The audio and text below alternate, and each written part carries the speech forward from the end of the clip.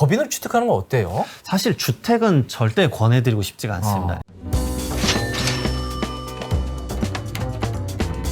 자, 최근에 이 경매가 핫하다고 합니다. 그래서 여러분들의 관심사를 반영해서 저희는 지금 경매와 세금이란 주제로 얘기를 나누고 있습니다. 오늘은 경매와 취득세 문제를 한번 다뤄볼까 합니다. 이 경매 시 취득했을 때 취득세 때문에 굉장히 혼란을 겪는 분이 많다고 하시는데 오늘도 이장원 세무사님이 한번 깔끔하게 설명을 드리도록 하겠습니다. 안녕하세요. 네, 반갑습니다. 자, 경매로 낙찰 받았을 경우에 뭐 어려울 건 없을 것 같은데요. 경매가가 있고 거기에 뭐 세율 곱하면 될 것 같은데 어떻게 되는 겁니까? 약간 좀 다른 게 뭐냐면 네. 경매 같은 경우 세율은 사실 똑같지만 과세 표준이 조금은 다릅니다. 이제 일반적인 경매는 이제 유상 매매 취득이랑 똑같이 보시면 되는데 예를 들어서 제가 이제 부동산 가서 10억 원의 주택을 구입을 했다. 과세 표준이 10억 원인데 경매는 그 과세 표준에 이제 추가되는 그런 것들이 조금 다른 게 몇 개 있습니다. 그래서 그 부분들을 좀 알아두셨으면 네. 좀 도움이 되실 것 같다. 예. 왜냐하면 취득세도 결국은 나의 예산 안에 무조건 계획하고 들어가셔야 되기 때문에 네. 왜냐면 입찰가액에다가 제가 취득세 생각도 안 하고 다 써버리면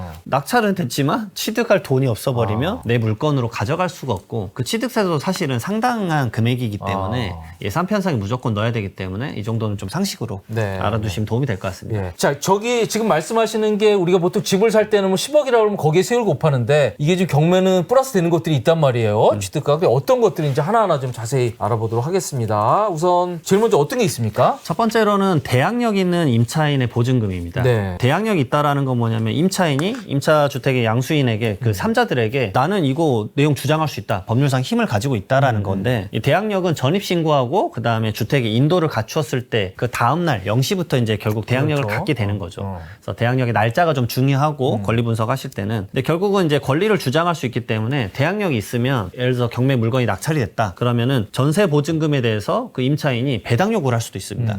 배당 요구를 했는데 전액 배당을 만약에 못 받았다 그러면 남은 잔액에 대해서도 배당 요구를 할 수 있고 배당 요구를 안 하게 되면은 대항력이 있는 전세 보증금이기 때문에 나 임차하고 나서 나갈 때 전부 다 보증금 주세요 라고 할 수 있기 때문에 이 부분 자체가 그 지방세법 시행령에 보게 되면은 결국 물건을 취득할 때 내가 부담하는 부담액이나 채무 인수액도 결국 과세 표준에 포함하게 돼 있습니다.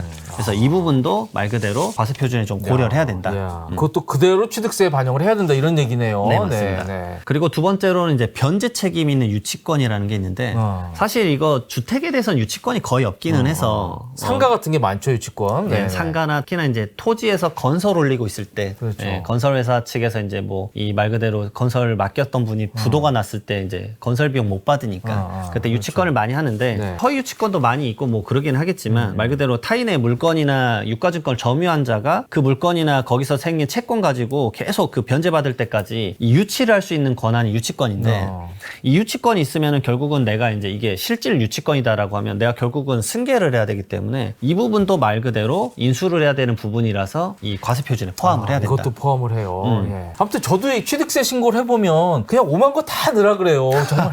그러니까 이것도 어떻게 보면 정서적으로 조금 받아들일 수 없는 부분도 있었는데 하여튼 다 넣어야 된다. 지금 이 점을 알아두셔야 될 것 같아요. 아무튼 그런데 또 최근에 판례가 바뀐 부분도 뭐 있다면서요. 네. 네. 방금 말씀하신 대로 뭐 죄다 집어넣는 경우로 해서 취득세가 많이 내는 그런 네. 상황이 펼쳐지는 경우도 있는데 네. 이 경매 쪽이 약간은 제도적으로 아직 정립되지 않은 부분들이 조금씩 있는 것 같습니다. 그래서 최근에 공용 부분 체납 관리비에 대해서 이게 취득세 과세 표준에 경매할 때 포함해야 되냐 안 해야 되냐라는 이제 대법원 판례가 나왔습니다. 네. 22년 이제 12월 달에 나왔는데 결론부터 말씀드리면 이거 포함하지 말라. 기존에는 이제 공용 부분 체납 관리비도 좀 포함을 했었습니다. 당연히 이제 물건 가져갈 때 이 부분에 대해서 채무를 지는 거니까 포함해야 된다는 건데 저는 대법원 판례에 사실은 동의를 하는 편입니다. 왜 그러냐면 경매 절차에서 무조건 이게 내가 경매에 낙찰을 받을 때 대가 관계라고 연속선상으로 볼 수가 없다라는 점이 하나 있고 그다음에 취득하기 위해서 인수한 채무가 아니라 취득하고 나서 비로소 생긴 채무다. 그렇기 때문에 취득 과정과 연관성이 없기 때문에 말 그대로 과세 표준에서 네. 제외하란 겁니다. 네. 그러니까 이렇게 이제 제도들도 계속 바뀌고 있기 때문에 네. 지속적으로 이런 좋은 이제 영상을 통해서 공부를 하셨으면 좋겠습니다. 네. 좀 세법이 좀 단순하고 쉬워야 되는데 이 취득세 부분에서는 정말 이 구청 직원들도 그 표를 가지고 있더라고요. 그래서 막 그 표 보면서 하나하나 판례는 이렇고 않고 하는데 일반 납세자들이 그거 참 알고 신고하기가 쉽지가 않다는 생각이 들어요. 예. 자, 그리고 이제 우리가 세율 부분도 좀 알아봐야겠는데요. 세율은 지금 어떻게 되는 겁니까? 아직은 중과세율이 사라지지 않았다는 점을 꼭 명심하셔야 됩니다. 조정 대상 지역이든 비조정 대상 지역이든 주택수가 많으면 결국 중과세율을 적용받기 때문에 본인의 주택수가 몇 개인지 결국 이제 세대 주택수를 따져야 되겠죠. 그걸 꼭 따지셔서 예산에 넣으셔야 됩니다. 간단하게 예시를 들면 무주택자가 6억 원 미만의 이제 주택을 취득을 한다 그러면 1.1%예요. 그러니까 사실 뭐 660만 원이니까 큰 부담은 없는데 그렇죠. 다주택자가 주택이 5개인데 주택을 추가로 이제 낙찰을 받았다. 6억 원 미만을. 그러면 사실 이제 면적에 따라 다르지만 뭐 12.4%나 13.4%가 나옵니다. 네. 그러니까 거의 세죠. 11배, 12배 차이니까 내가 생각했던 예산을 꽁충 초과할 수 있다라는 점. 네네. 그러니까 세율표에 대해서 민감해야 되고 곧 이 부분에 대해서도 세제 개편안이 계속 논의되고 있는 바니까 네네. 꼭 세제 개편안 관련된 뉴스도 꼭 놓치지 않고 보셨으면 좋겠습니다. 네. 자, 그리고 주택을 경매로 취득하는 경우에 이게 좀 적극적인 투자자들이 많단 말이죠. 그러다 보면 좀 단기적으로 팔고 싶다 이런 생각도 해서 이럴 경우에 이제 단기 세율이 적용이 되니까 법인으로 이 경매 취득하시는 분들 꽤 있어요. 맞습니다. 그런데 법인으로 취득하는 건 어때요? 사실 주택은 절대 권해드리고 싶지가 않습니다. 비주거용인 뭐 토지나 상가는 법인으로 투자하는 건 권해드린 이유가 뭐냐면 말씀하셨던 대로 2년 내에 만약에 뭐 양도한다 그러면은 세율 자체가 너무 높으니까. 근데 법인은 법인세로 내기 때문에 그렇죠. 조금 세율에 대해서 쿠션을 좀 줄 수 있는 그런 장점이 있는데 주택 같은 경우는 아직까지 취득세가 중과세율입니다. 아주 높죠. 몇 면적에 프로죠? 따라서. 면적에 따라서 85제곱미터 이하면 12.4%. 아, 그다음에 그 국민주택 규모 초과하면 13.4%. 단일 세율이기 때문에 너무 높습니다. 아, 그러네요.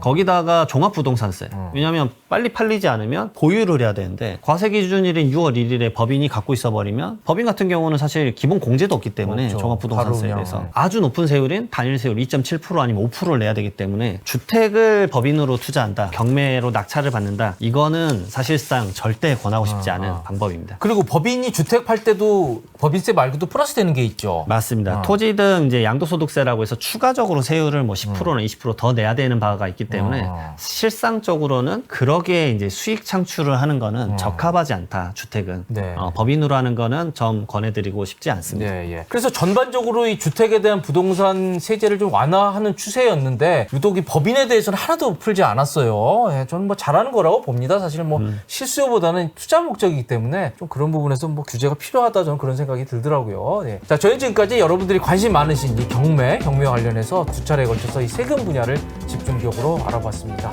시청해주셔서 감사드립니다.